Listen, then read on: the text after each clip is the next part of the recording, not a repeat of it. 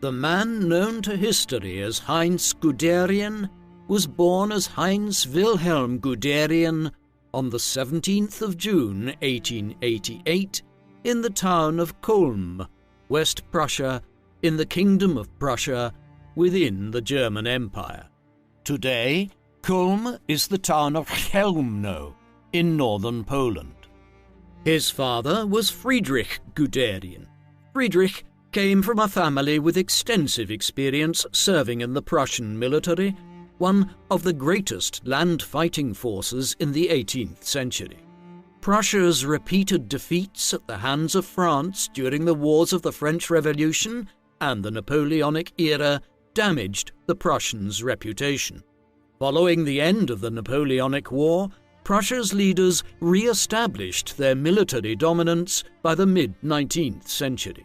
The Guderian men, like many Prussian military families, viewed military service as a hereditary occupation, one which their sons and grandsons would engage in after them.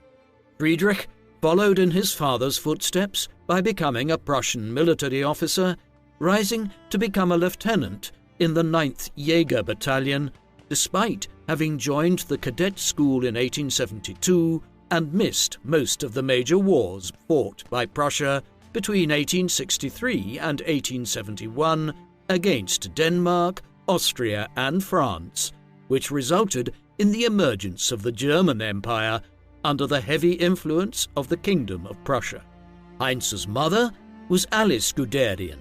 She and Friedrich married in 1887 and gave birth to Heinz, their first child, in 1888. A brother, Fritz, was born 2 years later in 1890. Heinz's youth was dictated by his father's military career. In 1891, when both he and Fritz were still infants, the young family moved to Colmar in the province of Alsace on the opposite end of the German Empire, one of the two provinces which Prussia had wrested from France during the Franco-Prussian War of 1870 to 1871. It, along with the other province seized, Lorraine, were heavily militarized in the late 19th and early 20th centuries.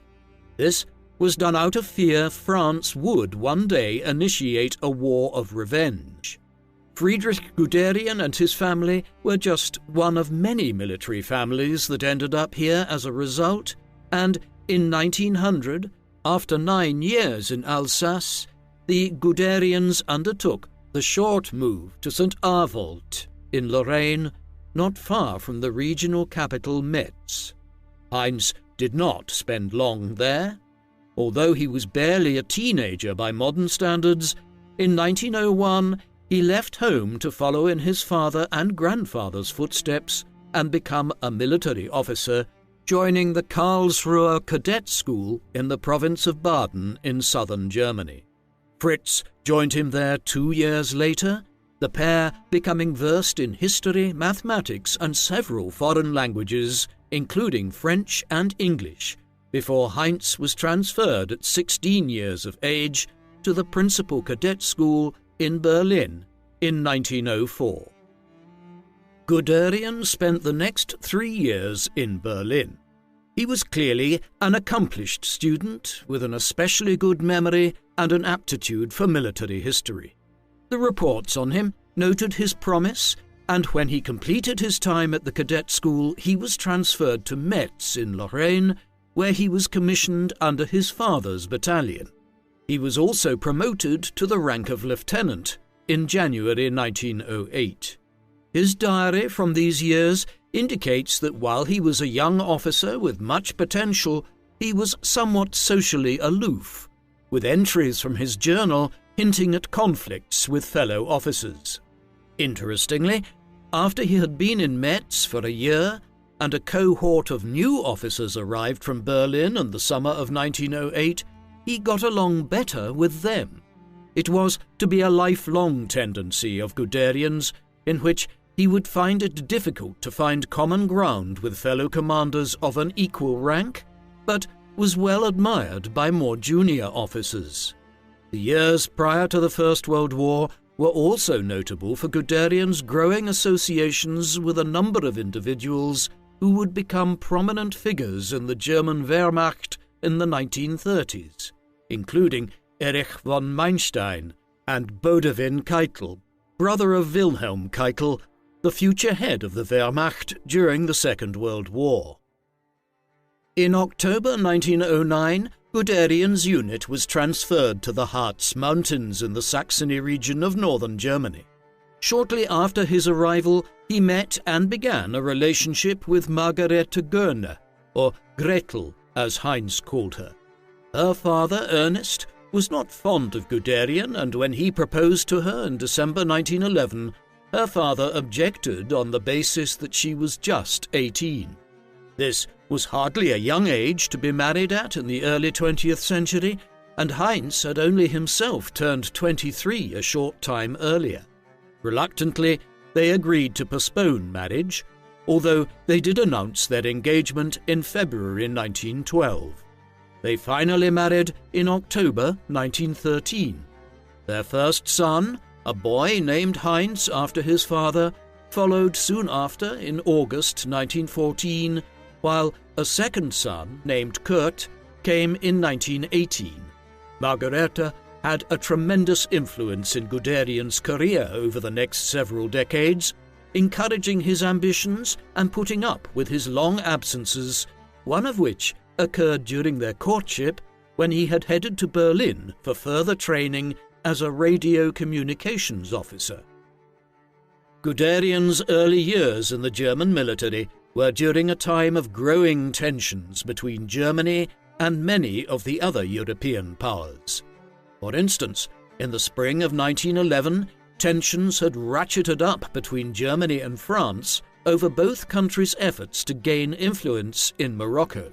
The Agadir crisis, so named after the flashpoint being the port of Agadir in Morocco, lasted for half a year before a compromise was worked out whereby French influence over Morocco was agreed to and German Cameroon was expanded with a grant of French territory in the Congo. This was just one of several near misses when it came to the possible development of a European war. Somewhat surprisingly to many Europeans, the next European war began not out of colonial rivalries, but instead because of a Balkan conflict between Austria and Russia in the summer of 1914. By early August, the conflict had exploded as each of the major powers declared war on each other. Germany, allied with Austria, found itself at war with Britain, France, and Russia. Much of the most intense fighting over the next 4 years would be on the trenches of the Western Front in northeastern France. When the war broke out, Guderian was in the midst of his apprenticeship as a communications officer, but he soon began serving as a first lieutenant in France, where his reputation as a promising military commander was cemented.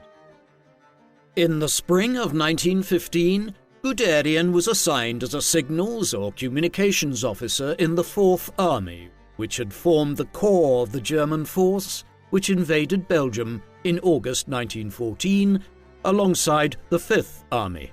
It remained in Belgium throughout the war. Guderian was assigned to the 4th during the Second Battle of Ypres in the summer of 1915. He subsequently was sent to France as part of the Battle of Verdun in 1916, the longest engagement of the entire war on the Western Front.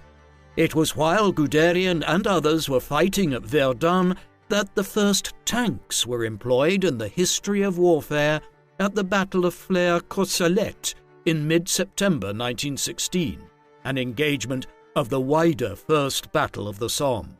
The first models were devised by the British and were designed to try and break the deadlock of trench warfare that had come about as a result of the widespread use of machine guns on the Western Front.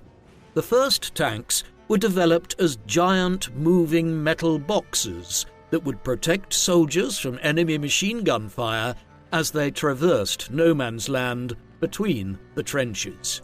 The French would become the primary producers and users of tanks down to the end of the war. Conversely, the Germans barely tried to adopt the new weaponry during the First World War. They would only do so in later years, becoming the preeminent masters of tank warfare in the 1930s. Guderian gave exemplary service during the First World War and was successively promoted from lieutenant to captain, then placed in charge of an infantry division, and finally admitted to the General Staff Corps in February 1918, an event which Guderian later described as the proudest moment of my life. By the time Guderian joined the General Staff, the outcome of the war was looking inevitable. The United States had joined the conflict on the side of the British and the French in 1917, and with men and resources pouring into Western Europe from North America in the months that followed, the stalemate was broken in northeastern France. By the autumn of 1918, the German position was desperate, as Guderian would have been well aware. He and the rest of the General Staff were particularly shaken by the Battle of Amiens on the 8th of August 1918, wherein the French and British deployed hundreds of tanks and had a devastating impact in the engagement. The Germans suffered a major defeat, but Guderian learned an early lesson about the benefits of tank warfare from it, as he related years later in his writings promoting the large-scale adoption of tank divisions in the German army. After Amiens, the German lines were in danger of collapsing entirely. But in the end, it was a revolution and collapse of the imperial government back in Germany in early November 1918 which brought about an armistice and an end to the war, rather than the taking of the conflict into Germany. Under the terms of the Treaty of Versailles, Germany not only lost extensive territory in the east to re-establish Poland as a sovereign nation, but it was forced to demilitarize extensively, with the German Imperial Army replaced by a Reichswehr, which was capped at 100,000 troops. As a result, the vast majority of German soldiers were decommissioned in 1919 and 1920, as were a very large proportion of Germany's military officers. Guderian's wartime record served him well, and he was one of the 4,000 men selected to remain as officers in the new Reichswehr. The years that followed were chaotic ones for Guderian and more so for Germany. The end of the war did not bring peace to Europe, which spent the next 5 years dealing with revolutions, wars of independence, civil wars, and the wreckage of the Spanish flu pandemic. Germany was one of the worst affected, with 1919 being characterized to a large extent by civil war in the country, particularly so in cities like Berlin and Munich, as communist groups tried to follow the example of the Russian Revolution to establish a radical socialist state.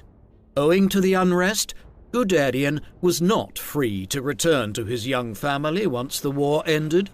Instead, he ended up being assigned to the Eastern Frontier Force under General Heinz von Seeckt, which was charged from early 1919 onwards with defending Germany's eastern border by ensuring that the Russian Civil War and the wars of independence attendant on it in Poland and the Baltic States region did not spill over into Germany. There, he was involved in military action as far northeast as the city of Riga, but he and his colleagues were devastated to learn in the course of this campaign that they were fighting for nothing, as it had been decided at the peace talks in France that this region would be stripped from the German state as part of the Treaty of Versailles. Guderian's nationalistic politics were only encouraged by these events, and the sense of injustice which he and many other former military men felt in 1919. As the initial chaos of 1919 gave way to the early 1920s, Guderian's new military position became clearer within the general staff of the Reichswehr. In 1922, he was assigned the task of investigating the concept of motorization within the German army. Under the terms of Versailles, the Reichswehr had not only been limited to 100,000 men, but had also been banned from developing either an air force or having tank divisions. But the government of Weimar Germany in the interwar period constantly tried to stretch these restrictions, and Guderian was one of several officers charged with ensuring that when the time came to try to introduce a tank division into the Reichswehr, they would have the technical know-how to do so efficiently. In this, he worked closely with Ernst Volkheim, one of the few German commanders who had been involved in developing strategies for the use of tanks during the war. He also read whatever he could find in terms of technical manuals from abroad, notably from Britain, where rapid innovations in tank design were being made in the 1920s, and the development of tank strategy was being furthered under the aegis of the experimental mechanized force. In 1924, Guderian's talents in military history and strategy were recognized in his appointment to the military training school at Stettin, which was in German Prussia at the time, but which is just over the German-Polish border today. There, he was primarily a military historian, but he had many other roles. For instance, there were years in which he was writing extensively, producing reports on military strategy, and also subtly introducing his political views into his discussions, arguing that a failure to adopt tank warfare during the First World War had contributed significantly to Germany's defeat. This was an oversimplification, but it does indicate his growing belief in the necessity of the extensive use of motorized divisions in modern warfare, and the Reichswehr was preparing for this in line with his reports. While the government was prohibited from creating divisions at home in Germany in the second half of the 1920s, it began developing a small number of tanks and testing them in Sweden and in a base near the Ural Mountains in the Soviet Union, thus circumventing the terms of the Treaty of Versailles. In return, the Russians received technical advice from a German officer corps which was still the most skillful and knowledgeable in Europe on many military matters. Guderian's life would be changed immensely, like those of tens of millions of others across Europe, by the events of the late 1920s and early 1930s. The Wall Street crash occurred in the autumn of 1929, leading to an immense economic crisis across the Western world and the Great Depression. Germany was one of the worst affected countries, with spiraling inflation and unemployment leading to immense economic damage and a turbulent political environment. This allowed for the rise of the National Socialist German Workers' Party, or Nazis, under their leader Adolf Hitler, which rose from being a minor political party with a tiny amount of support in Bavaria in the 1920s to become the second biggest party nationally in the elections of September 1930, and then the biggest in 1932. Early in 1933, Hitler worked out an arrangement with the centrist parties and business leaders of Germany whereby he would become Chancellor of the country. Within weeks, they had secured complete control over the state apparatus, transforming the country into a one-party state based on the anti-Semitic, anti-communist, and ultra-nationalist ideology of the Nazis, who were determined to launch a new European war to make Germany the preeminent political and military power on the continent. Over time, in the 1930s, Guderian would become more and more central to their military planning.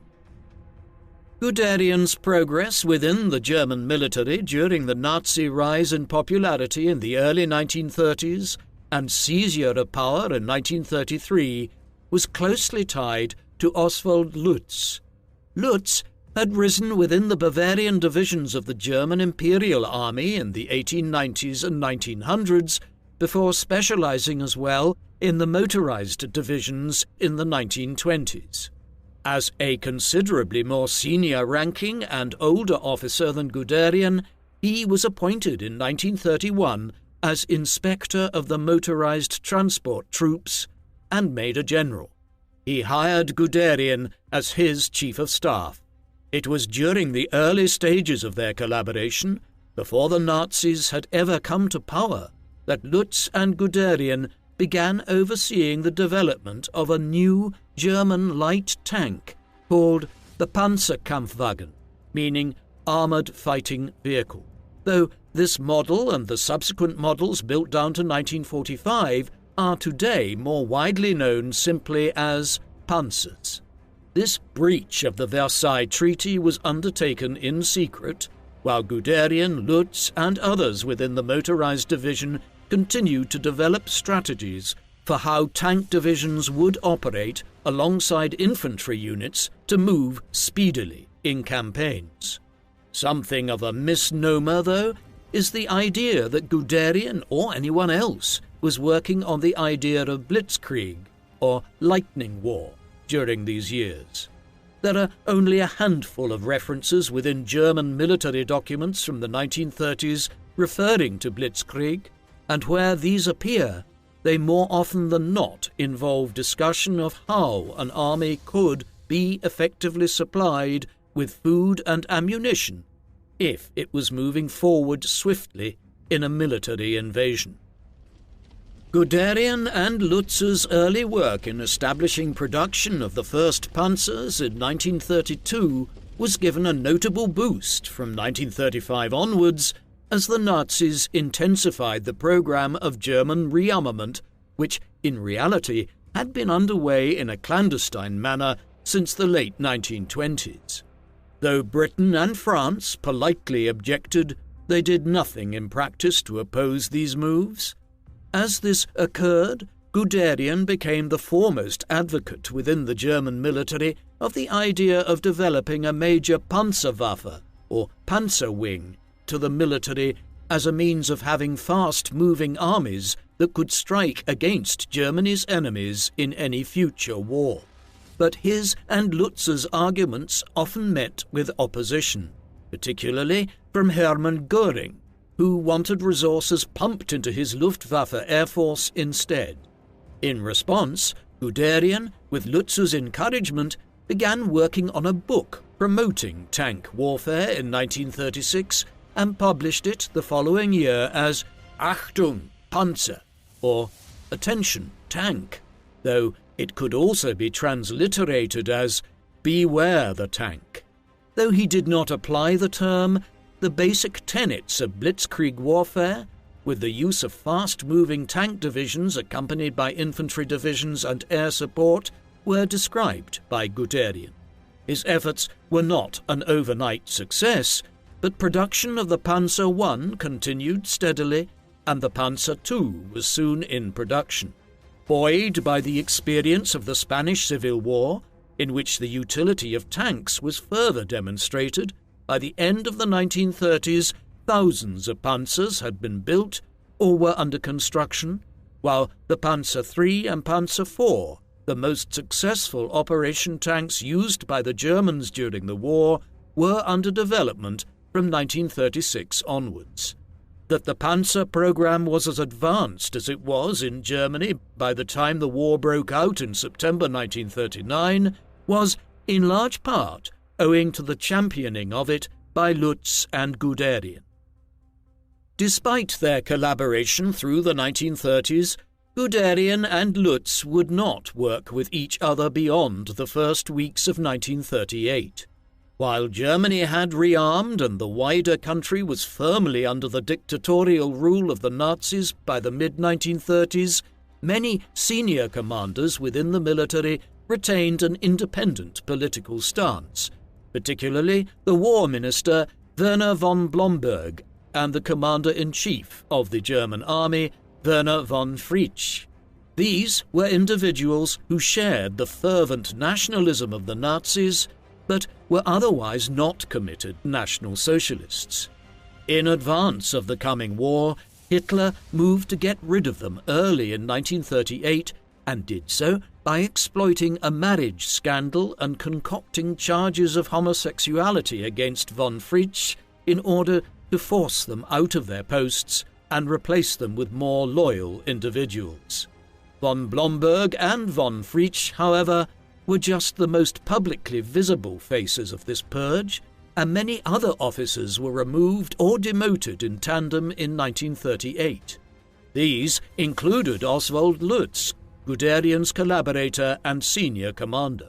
In a betrayal of his close advisor, Guderian, whose relationship with Hitler and the Nazis was much better, and who was becoming a committed Nazi over time, accepted the position as head of the motorized divisions which had been vacated by Lutz. Guderian was becoming more prominent within the German military just as the race to war was speeding up.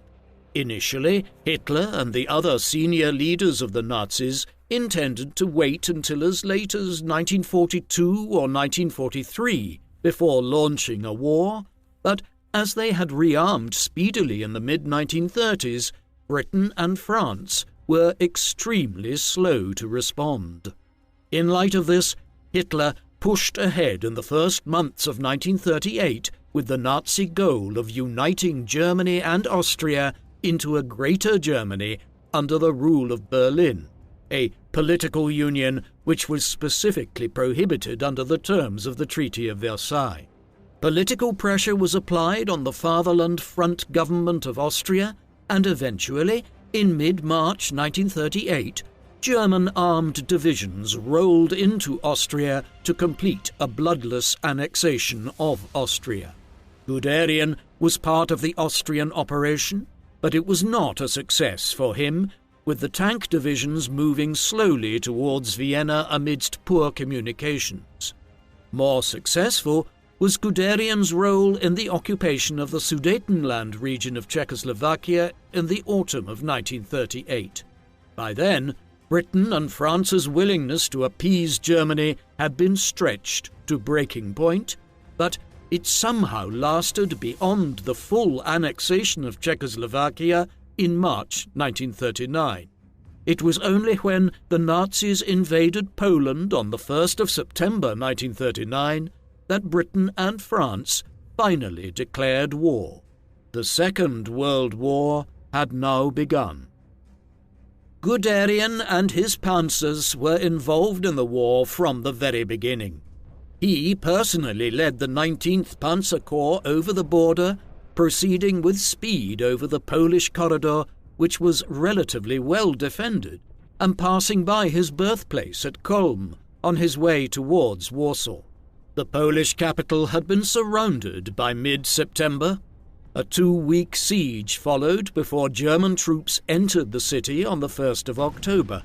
Guderian's divisions had operated well during this push.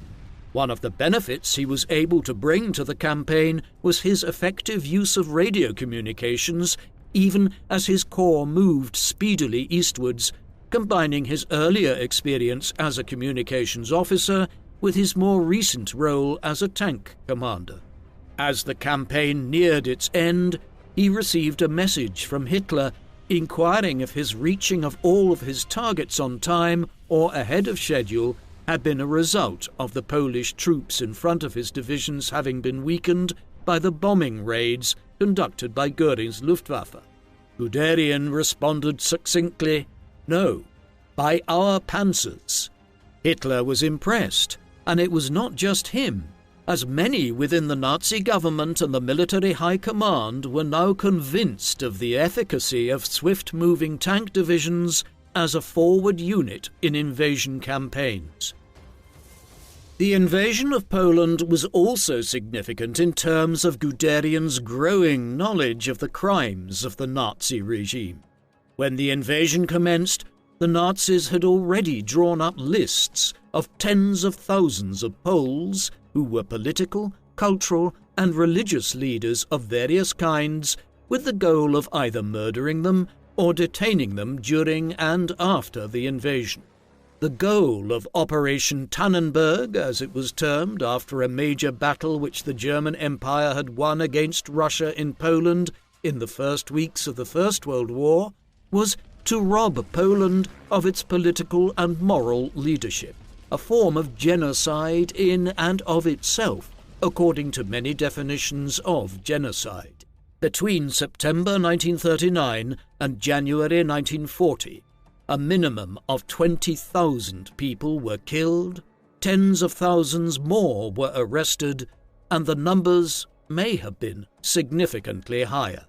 Thereafter, the corralling of the country's massive Jewish population into ghettos in Warsaw, Krakow, and other towns and cities, and the systemic starving of them began. Guderian had left Poland and returned to Germany before much of this was initiated, so he didn't witness much of it personally at this early stage in the war, but he was aware that it was occurring on report by his son and namesake, Heinz Jr., who had joined the military like his father, grandfather, and great-grandfather, and was also involved in the invasion and subsequent occupation of Poland. Consequently, Guderian was aware of the atrocities of the regime from early on in the war. The significance of this will become clearer later, as Guderian became one of the major proponents of the myth of the clean Wehrmacht, which following the war saw leading German military commanders claim that they were unaware of the extent of the war crimes being perpetrated by the Nazis. Guderian was awarded the Knight's Cross of the Iron Cross, the highest military honor within the German Wehrmacht, for his role in the invasion of Poland. He was also promoted to a position of consultancy on the plans for the invasion of France, which were being worked out in late 1939 and into 1940. His involvement was encouraged by Erich von Manstein, who had known Guderian for more than a quarter of a century, since when they were beginning their military careers. The plan for the invasion of France was to bypass the extensive band of fortifications and defences which the French had erected along the Franco-German border, known as the Maginot Line, by repeating exactly what the Germans had done in 1914, invading Belgium. There was a debate, though, as to whether to proceed through the Ardennes forest, which is largely located in Luxembourg and Belgium, or further to the north, exclusively through Belgium. The former plan was eventually decided on when Guderian stated that he could bring his motorized divisions speedily through the hilly forests of the Ardennes region and then carry on towards the coast of the English Channel. Guderian's 19th Army Corps would consequently largely lead the invasion of the Low Countries and France. The invasion of the Low Countries and France commenced on the 10th of May 1940, after months of the Allies waiting for the German campaign to begin. Guderian's 19th Corps moved quickly through the Ardennes and was involved with other divisions in the Battle of Sedan between the 12th and the 15th, the site where the Germans elected to mass their forces to cross the River Meuse. The plan to navigate the river here was largely Guderian's idea, and he won out over Colonel General Gerd von Rundstedt, who wished to cross the river elsewhere. After winning a major victory at Sedan and crossing the river, Guderian began a rapid pincer movement as he drove the 19th Corps towards the English Channel, with the goal of cutting the British Expeditionary Force off from the main French army further to the south. Guderian's forces led the race to the sea, and on the 21st of May he was able to report back that the British and some French divisions had been cut off. Such was the speed of the advance that when Hitler and the High Command received updates of the 19th Corps' location in mid-May, that they believed they were receiving inaccurate information, and that Guderian could not have advanced westwards as quickly as he had. This was not just the efficacy of tank warfare. Guderian's troops were also awake for days on end during the drive to the English Channel, fueled by pervitin, a form of amphetamine which Guderian had begun having his tank crews issued with during 1939. However, to his disappointment, the success in surrounding the British at the French port of Dunkirk so quickly was not followed up on with a full barrage of the expeditionary force there, as Goering delayed matters by wanting to bomb the British into oblivion, allowing him to claim that his Luftwaffe had been responsible for the destruction of the British expeditionary force. Instead, during the delay, the famous evacuation of Dunkirk was effected from the 26th of May onwards.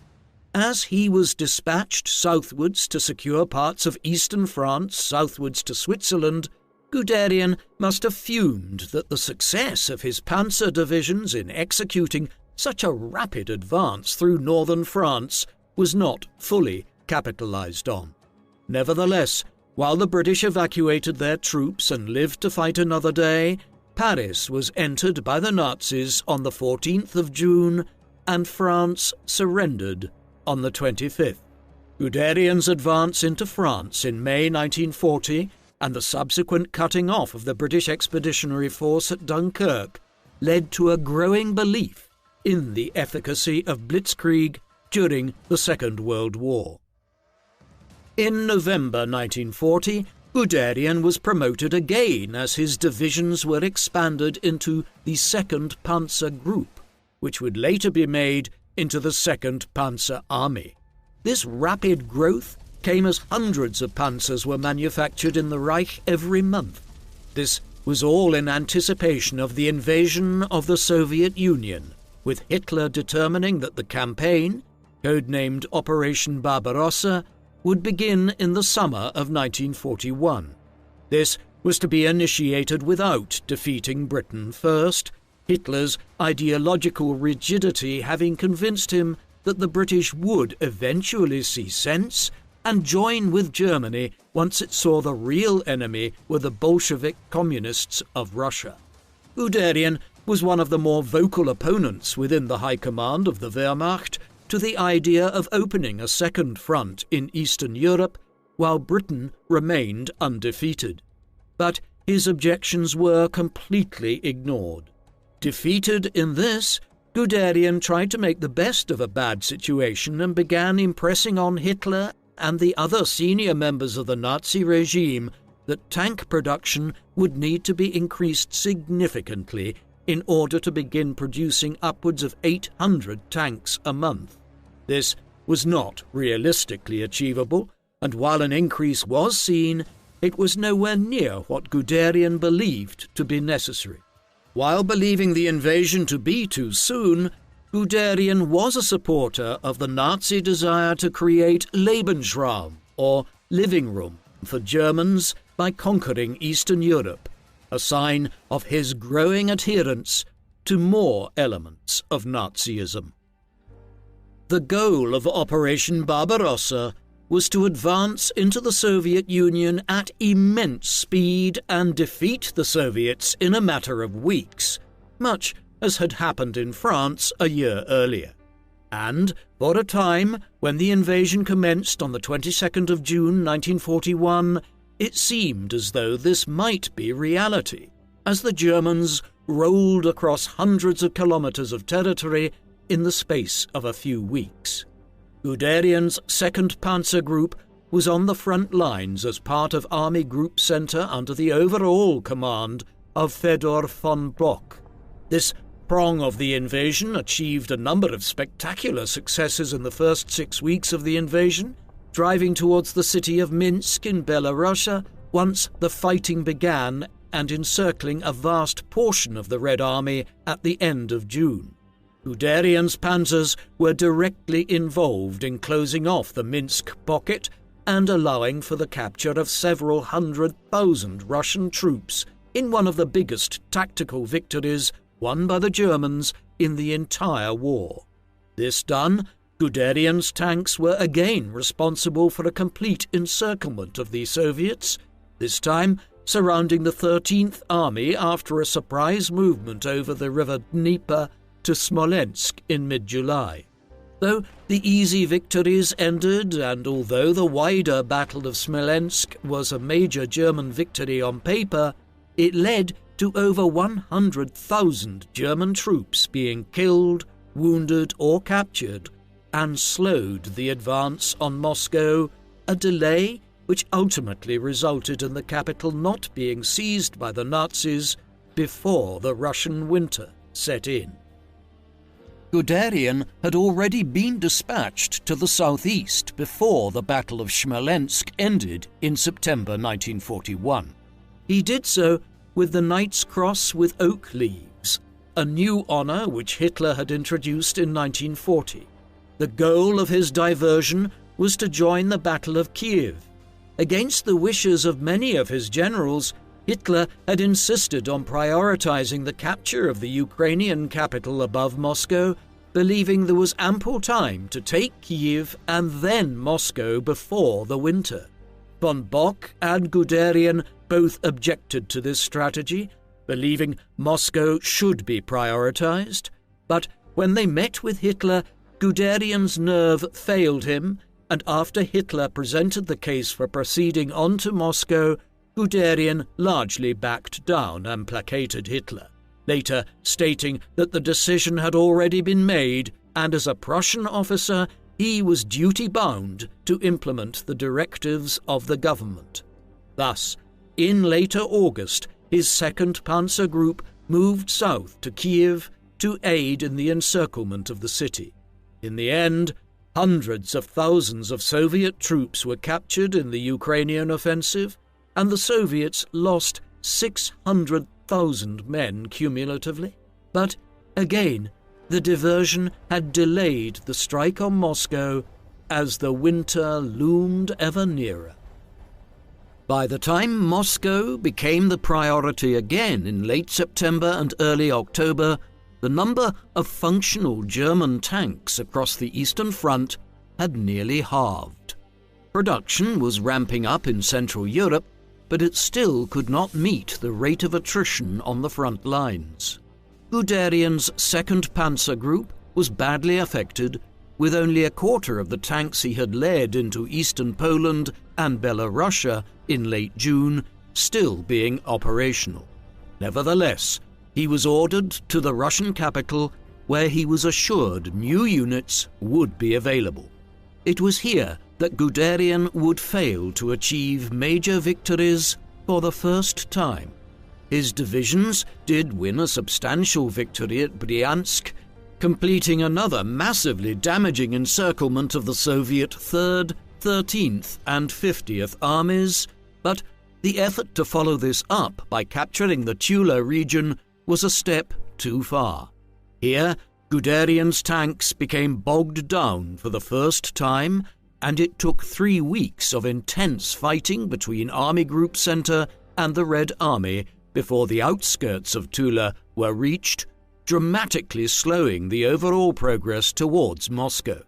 Consequently, it was early November before the Germans began closing on the capital, and by this time, the cracks in the invasion strategy were multiplying, with a drastic lack of supplies and number of fully operational tanks and motorized vehicles having plummeted. Even worse, the worst winter that would be seen in the 20th century was beginning, and temperatures plummeted at times to nearly minus 40 degrees Celsius in Russia, causing the diesel in the engines of the German panzers to freeze, eventualities which Guderian, Lutz, and the other advocates of tank warfare over the past 10 years had never prepared for. It was not just Guderian who was beginning to suffer his first setbacks. So was the wider Nazi state. The German advance into the Soviet Union had been incredibly swift in the late summer and autumn of 1941, but the invasion first slowed and then stalled in the early winter outside Moscow and Leningrad. As the bitter Russian winter arrived, German soldiers, who were ill-prepared for the brutal weather, died in large numbers for the first time during the war. At the very same time, Germany's new ally, the Empire of Japan, initiated a war against the United States in December 1941. This brought the Americans into the war in Europe as well. The first major signs of the impact of US involvement in the conflict were seen in North Africa, where the Italians and German North Africa Corps had nearly succeeded in seizing Egypt and the Suez Canal in 1941.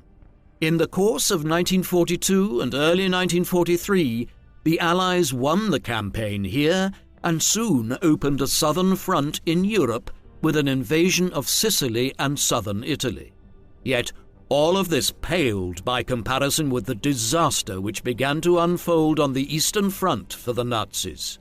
In the autumn of 1942, Hitler focused his energies on securing the city of Stalingrad in southwestern Russia, and from there the oil fields of the region beyond, as a means of depriving the Soviets of the fuel.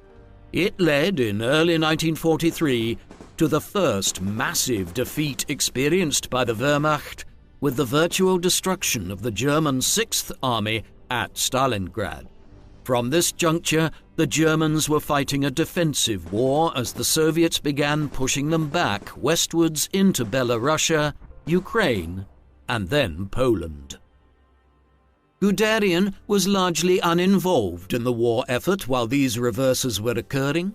On the 26th of December 1941, after his divisions had been involved in several failed missions, including an inability to fully secure Tula, Guderian was dismissed from active service.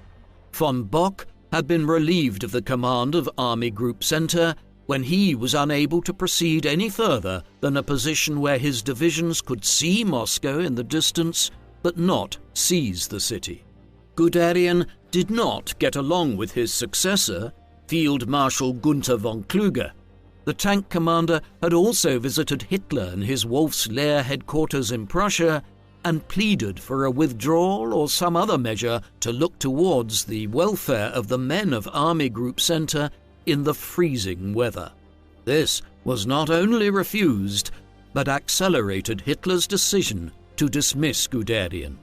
Heinz also suffered a mild heart attack around this time, and his ailing health led him to return to Germany and to not petition for a new command throughout 1942.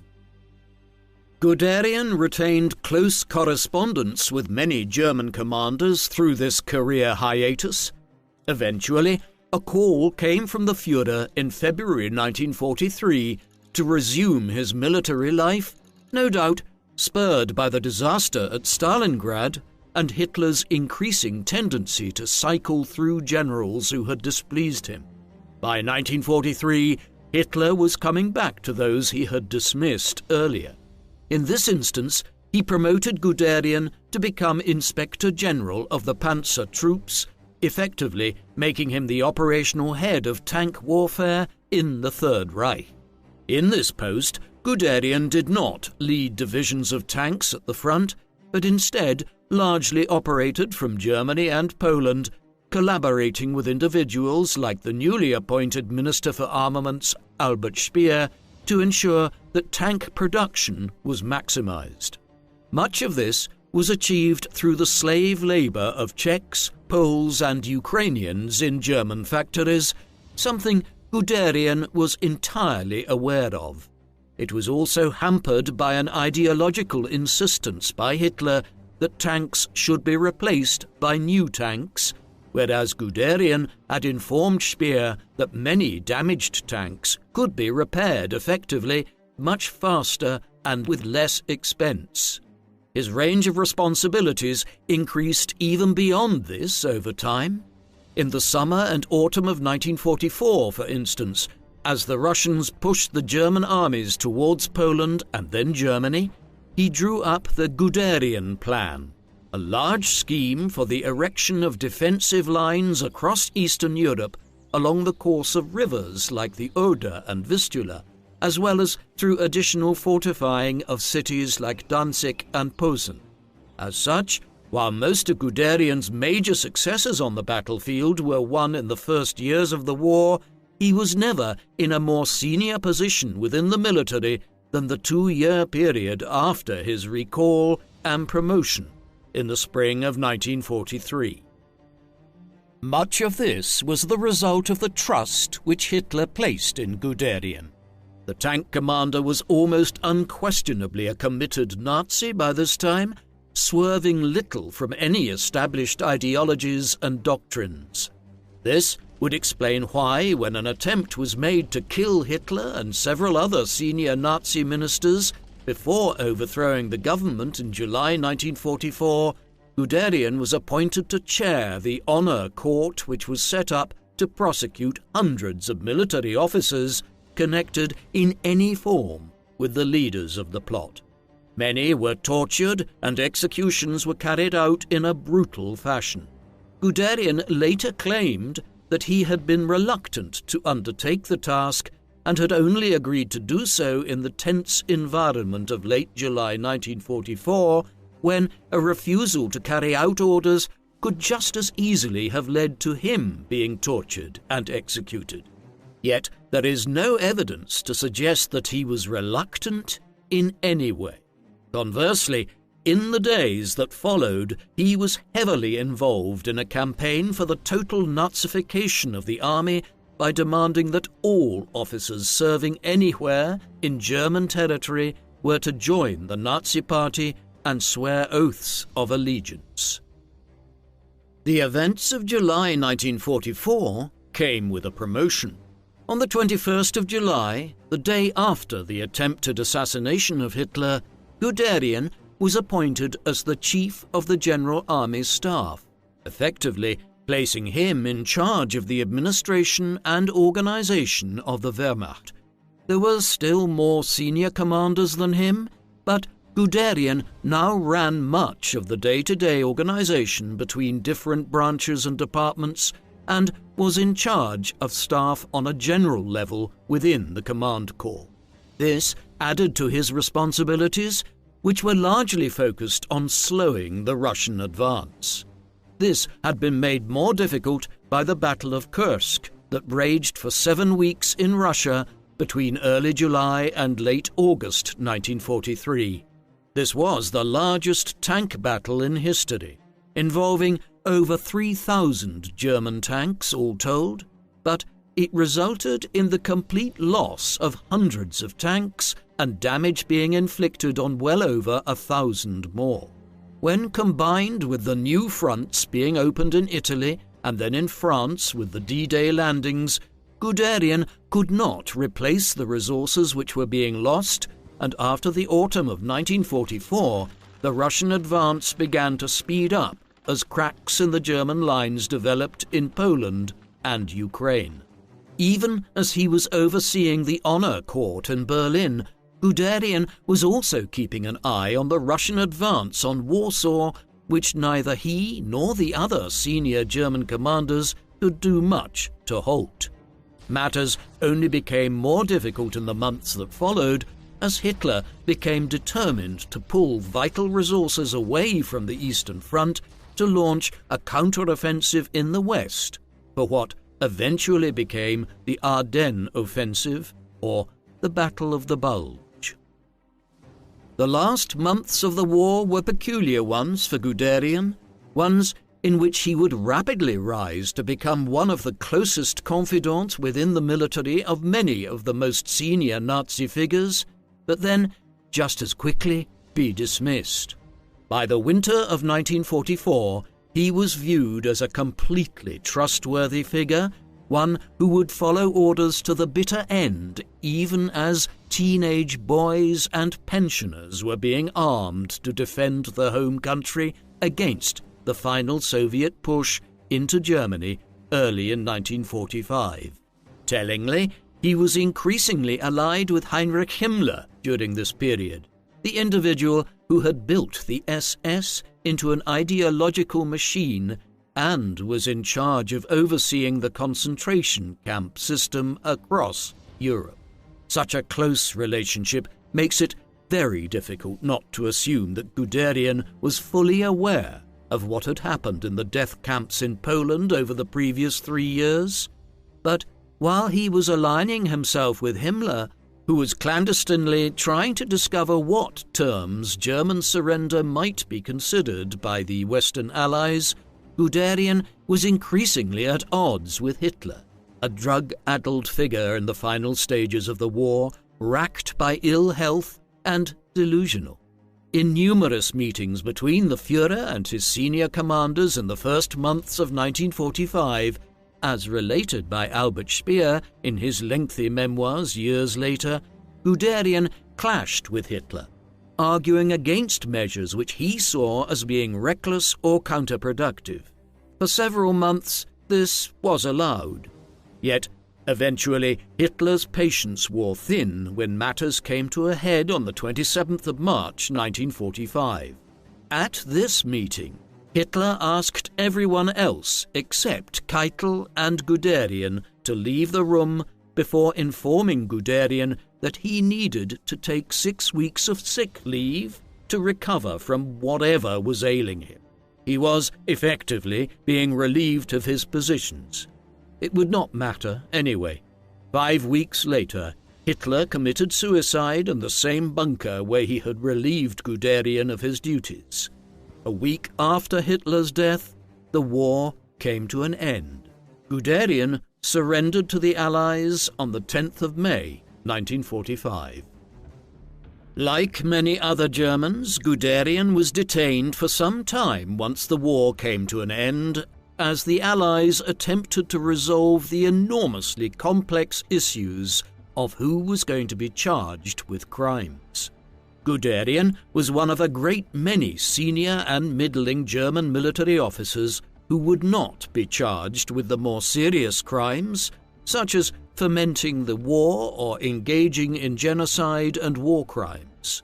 Instead, figureheads were chosen to stand trial as part of the marquee trials being held before the International Tribunal at Nuremberg in the years following the war. In the case of the Wehrmacht, Wilhelm Keitel, brother of Bodewin, who Guderian had known for nearly 40 years, was placed on trial and executed at Nuremberg as the head of the armed forces. Other senior generals were given life sentences or years in prison. Guderian avoided all this, despite efforts by the re-established Polish government to have him extradited to Poland and stand trial there for various crimes committed in Poland during the war. The Western Allies refused to punish or extradite Guderian, primarily because he was acting as an informant within the US CIA. At the time, there was admittedly little evidence to tie him to war crimes, though in the decades since it became apparent that he was aware of the regime's more sinister actions and that he was largely a committed Nazi. After undertaking denazification and being released in 1948, Guderian retired to southern Germany and resumed his writing. He published 2 books in the early 1950s, Kann Westeuropa verteidigt werden? Or Can Western Europe be defended? Published in 1950. This book explored the position of West Germany as a bulwark against the Western expansion of the Soviet Union. It was deliberately written with the intention of creating the idea that former Nazis and German military commanders were now the natural allies of the US, Britain, and France against Russian communists. A great many politicians in these countries agreed with him, and in the early 1950s, several of Guderian's former colleagues within the General Staff of the Wehrmacht had their prison sentences drastically reduced and were returned to civil society to begin working for the armed forces of West Germany. More widely read was Guderian's memoir Panzer Lieder, published in Germany in 1950 and then in an English translation in 1952. In it, Guderian presented himself as the great innovator in tank warfare and the architect of Blitzkrieg, an interpretation which was accepted for years by historians, but which has been tempered in recent decades by an understanding that while Guderian played a significant role in advocating for a major motorized element to the German Wehrmacht, he was just one of several innovators in this regard, and the Panzer program owed as much to Oswald Lutz and even the British developments in tank warfare in the 1920s, which Guderian learned much from. Panzer Leader was a major success with the German public and abroad, and by 1977 it had gone through 10 editions. Guderian's books also contributed to the myth of the clean Wehrmacht.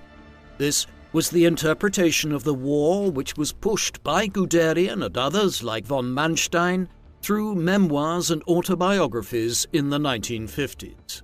They argued that the German military commanders were not actually acting in unison with the Nazi regime. They tried to present themselves as honor-bound military officers in the old Prussian tradition who were not responsible for the worst crimes perpetrated by Hitler, his ministers, and the SS. They stated that the military elite were allegedly unaware of what was happening to the Jews and other groups. Some even tried to suggest that they were opposed to the regime, but continued to serve out of patriotic nationalism. For many years, the myth of the clean Wehrmacht was believed in many circles, but as historians have produced biographical studies of figures like Guderian, von Manstein, Keitel, and others over the past half-century, it has been possible to identify that they had clear and extensive knowledge of the Holocaust and other crimes, made no efforts to object to these policies, and in many instances were guilty of war crimes themselves on the Eastern Front. Guderian's final years were spent in the glow of the minor celebrity status which he had achieved through his writings, with publications as far afield as the Times in London discussing a prediction he had made that if the United States committed too many resources to fighting the Korean War or involving itself in trying to stop communism replacing French colonial rule in Indochina, it might leave Western Europe vulnerable to Soviet aggression. He also maintained a vibrant correspondence with many of his former colleagues from the General Staff of the Wehrmacht during the war. At the same time, his health was failing him as he entered his mid-60s. He died on the 14th of May 1954 at the age of 65 in his adopted homeland in Schwangau. With his own home place in Poland now under Soviet control, there was to be no burial there. Instead, he was laid to rest in his wife Margarethe's family plot in Goslar in Saxony. A year after his death, West Germany was admitted to the US-led North Atlantic Treaty Organization, and 6 months later a new West German army, the Bundeswehr, was created. It was the realization of the political and military rehabilitation that Guderian had campaigned for in his final years. His son and namesake, Heinz Gunther Guderian, served as a tank commander in this new force, and before his retirement in 1974, rose to the position of Inspector of Panzer Troops, the post his father had held decades earlier under the Nazis.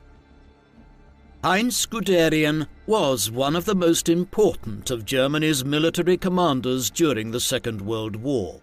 There is no doubt of his importance in the development of the Panzer tank program and the centrality of fast-moving motorized divisions within the Wehrmacht during the 1930s.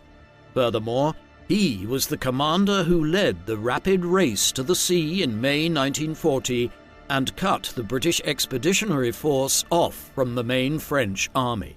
Had it not been for Hermann Göring's desire for the Luftwaffe to claim the victory over the British thereafter, the British force might well have been obliterated at Dunkirk in the week following Guderian's action. However, It is excessive to suggest that Guderian was the architect of Blitzkrieg, and that this has even been suggested owes more to his own self-promotion through his writings than anything else. He certainly did contribute enormously to the development of Germany's tank program prior to the war, but others did as well, and the Germans were also drawing on technical work undertaken by the British in the 1920s. Moreover, his staggering success in the French campaign was not matched on the Eastern Front, where Guderian faced tougher odds. There was insufficient evidence to charge him with complicity in the regime's crimes at that time, but much has been revealed in the interim which paints him in a damning light. Consequently, we have here an ultra-nationalist, one whose political views were broadly aligned with the Nazis and became more so over time, while also being aware of, and at times complicit in, its crimes. What do you think of Heinz Guderian? Was he the architect of the Blitzkrieg, and one of the most skilled of all the German commanders during the Second World War? Or were his victories primarily due to being in a hugely advantageous position, such as during the invasions of Poland and France? Please, let us know in the comments section. And in the meantime, thank you very much for watching.